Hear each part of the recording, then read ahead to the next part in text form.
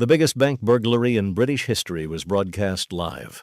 A stranger in his pajamas recorded every word. Scotland Yard heard the tapes and still lost £3 million.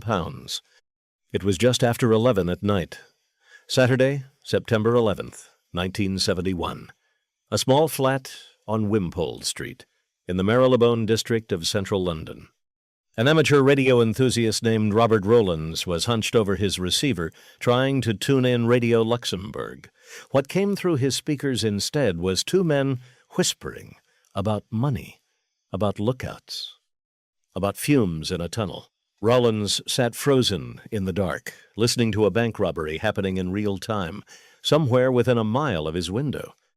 In 2008, Jason Statham turned that night into a film called The Bank Job. Hollywood gave you spies, royal scandal, and a government cover-up. Here is what actually happened, because the real story needs no invention. 4 middle-aged London tradesmen, led by a photographer nobody in the underworld took seriously, tunneled 40 feet beneath one of the busiest corners in the city and emptied the safe deposit vault of Lloyd's Bank. They took more than the great train robbers took. Not a single stolen item was ever recovered, and not one of them ever talked. Not to the police, not to the tabloids, not to anyone for the rest of their lives. This is the story of the Baker Street robbery, the tunnel, the tapes, the manhunt that missed by a few feet of concrete, and the rumor that has hung over that vault for more than 50 years. Because when detectives finally asked the victims to list what they had lost, dozens of box holders looked them in the eye and refused to answer. What was sitting in those boxes that people would rather lose forever than name out loud? Hold that question. It is the key to everything. To understand how it happened, you have to understand the London of 1971. The country had just switched to decimal currency that February. The old gangland order of the Krays had been swept into prison, and the Metropolitan Police were stretched thin and, in some squads, quietly for sale. Banks still trusted thick doors and time locks. Nobody was guarding the ground itself. Into that gap stepped the last man anyone would have predicted, Anthony Gavin, 38 years old. A photographer from North London. Solid, unremarkable, the kind of face that develops your holiday pictures and forgets you by Friday. Police knew his name, but nobody had him down as a mastermind. He had never pulled anything close to the top league of British crime. What Gavin had instead was patience and a story. Detectives and crime reporters would later point out that his plan reads almost line for line like the Red-Headed League, the Sherlock Holmes tale, where thieves rent a shop and tunnel from its basement into a bank vault. Whether Gavin took it from Conan Doyle or arrived there on his own, the blueprint was identical. Do not go through the front door. Go under the floor, and savor the irony of the target. The bank he chose stood on Baker Street itself, the most famous detective address in the world, a short walk from the fictional lodgings of Sherlock Holmes. Gavin was about to commit a Sherlock Holmes crime on Sherlock Holmes territory, and the police would need a Sherlock Holmes to catch him. He needed hands he could trust, and he chose men just like himself, ordinary, invisible. Reg Tucker, a London car dealer, smooth enough to wear a suit into a bank without sweating. Thomas Stevens, another car dealer, quiet and steady. And Benjamin Wolfe, a leather goods man in his 60s, old enough to be the father of the others, respectable enough to sign a commercial lease without raising a single eyebrow. These were men with homes and families and trade licenses, men who spent their weekdays selling cars and handbags and their weekends planning the crime of the century. No shooters, no safecrackers with records, not one act of violence in the entire plan. That was the genius of it. Scotland Yard kept files on the men capable of a job like this. None of these 4 were in them. The reconnaissance began more than a year out. In 1970, Tucker walked into the Lloyd's Bank branch at 187 Baker Street, on the corner of Marylebone Road, and did the most brazen thing imaginable. He opened an account and rented a safe deposit box of his own. Over the following months, he came back again and again, more than a dozen visits, riding the stairs down into the vault like a valued customer. Each visit he was counting: steps, doors, distances, the thickness of things. By some accounts, he even measured the vault with the umbrella he carried. The bank was giving guided tours to the man who was going to rob it. Then came the masterstroke. 2 doors down from the bank, at 189 Baker Street, a small leather goods shop called Le Sac came up for lease. Wolf signed for it. Remember that signature. It is going to cost all 4 of them everything. Here is how the operation actually worked, step by step, because the mechanics are almost beautiful. The opportunity was geography. Between Le Sac and the bank sat only one building, a chicken-inn restaurant, and beneath all 3 ran the same London clay. The vault Tucker had walked through was below street level, which meant no alarms on its floor, because who robs a bank from underneath? The inside connection was Tucker himself, a paying customer whose box gave the gang a legal reason to know that vault intimately. The execution began in the summer of 1971. The shop closed for refurbishment, or so the sign said, and every weekend, from Friday night to Sunday, the gang went underground.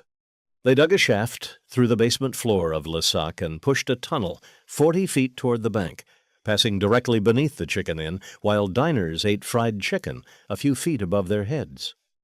The tunnel was cramped, roughly a crawl space, dug lying down with hand tools in air that turned to soup, and every sack of spoil had to be dragged backward and hidden inside the shop, tons of it, piling up behind a closed shutter in the middle of the West End. One collapse, one nosy neighbor, one restaurant manager wondering about noises in his cellar, and it was over.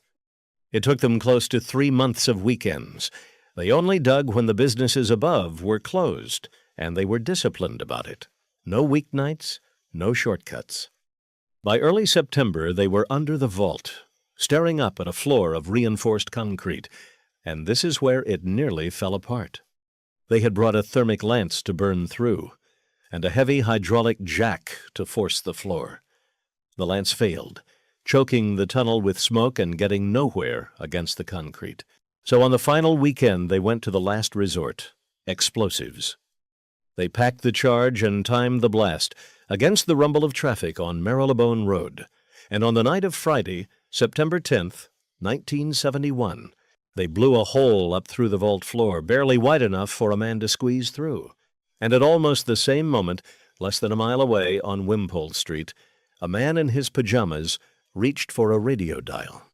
The gang had a lookout posted on a rooftop across the street, connected to the diggers by walkie-talkies, cheap ones, unencrypted, broadcasting on open frequencies to anyone who stumbled across them. Robert Rowland stumbled across them. From that second forward, every word the gang spoke to each other was going onto a cassette tape in a stranger's flat, and the robbers had absolutely no idea. They were about to commit the biggest burglary in British history, live on air. The hole they had blown was barely a foot across. Grown men had to strip down and wriggle through it into the dark. But inside the vault, it was everything they had dreamed. Row after row of safe deposit boxes, 268 of which they forced open one by one, crowbars against steel through the small hours. And the tapes caught it all, because the diggers kept reporting up to their rooftop lookout like miners radioing the surface. They talked about the take. They talked about the fumes. At one point, they discussed shutting down and coming back after some rest, and the lookout was ordered to hold his post through the night while the men below slept near a fortune. That is the exchange that saved them and nearly destroyed them, because all of it was going on to Rowland's cassette, cash, jewelry, gold, documents nobody was ever supposed to see. At one point, the tape catches a voice reporting the count so far, about £400,000, with more boxes still to go. £400,000 in 1971 is worth several million today, and that was just the running total. The work was brutal, and the air was foul, and the tapes caught the humanity too. One exhausted voice snapped at the others that money might be their god, but it was not his, and he wanted to go. They rested, argued, and kept working through the weekend. When they finally crawled back down the tunnel and out through Le Sac on Sunday, They left behind empty boxes, a hole in the floor, and by press accounts a message painted inside the vault, taunting the police to let Sherlock Holmes try to solve this one. The final haul was never precisely established.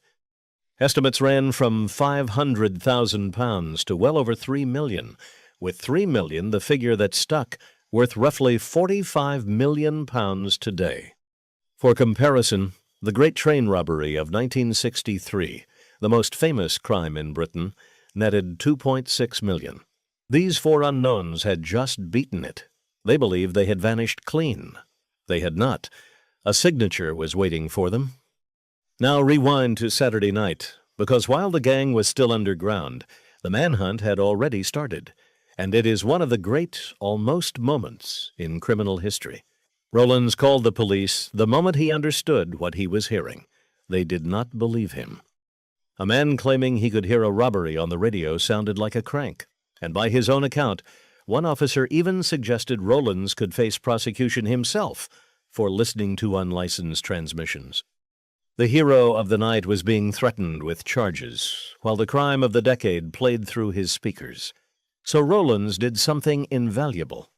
He wedged his cassette recorder against the speaker and taped the transmissions, then called again. This time Scotland Yard listened, and the race began. Think about the picture for a moment. Detectives crowded into a private flat on Wimpole Street in the middle of the night, hunched around a hobbyist's radio, listening to criminals count stolen money in real time, with no idea where they were. Rowlands was asked to keep his vigil going, and he did, hour after hour, changing tapes, while the voices in the dark got richer. Post office engineers with detection equipment tried to triangulate the walkie-talkie signals, but the gang transmitted in short bursts and long silences. The lookout went quiet for stretches while the diggers slept, and the fixes kept failing.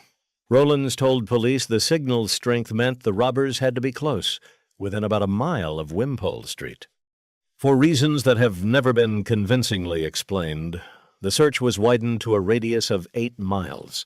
That decision turned a needle in a haystack into a needle in a county. Officers began checking banks that Saturday night, and over the operation they visited around 750 of them. One of the banks they checked was the Lloyd's branch at 187 Baker Street, the right one. Officers examined it, found the doors secure and the vault sealed behind its time lock, saw no sign of forced entry, and moved on. There was no sign of entry because the entry was a hole in the floor on the other side of a locked steel door no one could open until Monday. The thieves and the police were quite possibly yards apart, separated by concrete and procedure. Then the radios went silent, and the trail died in the dark. On Monday morning, September 13th, bank staff swung open the vault door and walked into the aftermath. Boxes ripped open and strewn across the floor, dust and rubble everywhere, a ragged hole leading down into the earth. Investigators crawled the tunnel and found the abandoned kit of a serious operation, the digging tools, the jack, the burned-out lance, the mess of a crew that left in a hurry with everything that mattered. The tunnel ran back under the Chicken Inn and surfaced in the basement of the little leather shop 2 doors away, where the refurbishment sign was still hanging in the window. And that is where the brilliance of the plan met the carelessness of one man. Detectives pulled the lease for Lissac and found it signed by Benjamin Wolfe, his real name. Not an alias, not a shell company, his own name in ink on a document sitting in a filing cabinet. Within about 4 days, police had a suspect list, and the underworld did the rest. Informers began to whisper. The whispers pointed to Gavin, and surveillance teams settled quietly onto all 4 men, watching them try to live normally with a fortune buried in their lives. If you have seen the film, this is where it shows you the state swooping in to bury the story. Reality was less mysterious and more human. The police simply built their case, and at the end of October 1971, they took Gavin, Tucker, Stevens, and Wolfe off the streets. But the arrests only deepened the mystery, because the money was not there. Of the estimated millions, police recovered only around £200,000. The rest, the cash, the gems, the contents of 268 private boxes, had already dissolved into the underworld, and investigators were convinced the four in custody were not the whole gang. At least one more digger and a woman connected to the operation were hunted for 5 years and never found. Some were believed to have slipped abroad within days. Detectives always suspected a more sophisticated criminal mind stood somewhere behind Gavin, financing and directing. If such a man existed, his name never surfaced, and the four never gave him up. And then there were the victims. When Lloyd's asked box holders to declare their losses, many simply would not say what they had kept there. Stolen valuables, undeclared cash, secrets. The robbery had cracked open a vault of things London's wealthy could not report to anyone. That silence is the soil the legends grew in. The trial came in January 1973, and it moved with the quiet inevitability of a closing door. There was no epic courtroom war, because the evidence was crushing and the defendants stayed true to the code they would keep forever: the lease, the surveillance, the word of informers. Rowlands and his tapes, the accidental star witness who had outpoliced the police. 2 other men accused of handling money from the raid walked free, acquitted, another loose thread left hanging. But the core 4 went down. Gavin, Tucker, and Stevens took 12 years each. Wolf, because of his age, took 8. And that was it. No memoirs, no tabloid paydays, no deathbed confessions. The men behind the biggest bank raid in British history served their time, walked out in the late 1970s, and evaporated into ordinary life. Compare that to the great train robbers, who spent decades selling their story, and you start to understand why people believe the Baker Street gang had a reason to stay silent. Which brings us to the ghost at the center of the film. Michael DeFreitas, the man who called himself Michael X. He was real. A Trinidad-born hustler who ran rent collection muscle for the slumlord Peter Rockman in Notting Hill, then reinvented himself as the public face of black power in Britain, courting celebrities, cameras, and wealthy patrons who funded his commune in North London. He was charismatic, dangerous, and by 1971, deep in legal trouble and running out of protectors. The bank job puts compromising photographs of Princess Margaret in his safe deposit box and makes the entire heist a security service operation to retrieve them. No document, no witness, no court record has ever confirmed any of that, and the timeline itself argues against it. Michael X had already fled England in February 1971, 7 months before the vault was breached, skipping bail on extortion charges, bail that John Lennon himself had paid that January. Whatever was or was not sitting in a London deposit box, the man himself was an ocean away on a commune in Trinidad while the gang was still digging. What is documented is grim enough. In February 1972, after a fire at that commune, police dug up the bodies of Gail Benson, a young Englishwoman and the daughter of a British member of Parliament, and Joseph Scarrett, a local man. Michael X was convicted of murder, and on May 16, 1975, he was hanged in Port of Spain. The royal photographs remain what they have always been, a rumor no one has ever produced. So what did the Baker Street robbery leave behind? It forced British banks to rethink vault security from the ground down, in the most literal sense, because the weakness the gang exploited was the assumption that no one attacks from below. It left an unsolved ledger, millions never recovered, gang members never caught, an alleged mastermind never named, and it left a myth so durable that 37 years later it became a heist movie. So here is the verdict on that movie. The bank job gets the skeleton exactly right. There really was a rented shop 2 doors from the bank, a tunnel dug on weekends beneath a chicken inn, a rooftop lookout on cheap walkie-talkies, and a radio ham named Rowlands who taped the whole thing while police searched hundreds of banks and stood outside the right one. All of that is documented history, and the film treats it with real respect. But the film also invents its heroes, because Terry Leather never existed, and the real gang of Gavin, Tucker, Stevens, and Wolf did not walk away with a government deal. They went to prison for years. The security service plot and the Princess Margaret photographs are unproven legend. built on rumors the case generated, but never on evidence. And the legend has a timeline problem, since the film's supposed blackmailer had fled Britain more than half a year before the robbery. And the biggest distortion is the cover-up itself. The film claims the government gagged the press with a notice after 4 days and erased the story. The newspaper archives prove the opposite. The robbery ran on front pages and stayed in print through the arrests and the trial. The story was never silenced. It was simply never fully solved. And those are not the same thing. Maybe that is the real lesson of Baker Street. The perfect crime is not the one nobody can solve. It is the one where even the victims want it forgotten. If this story got under your skin, subscribe, because the underworld is full of doors like this one. And drop a comment telling me which real story behind a crime film we should open next.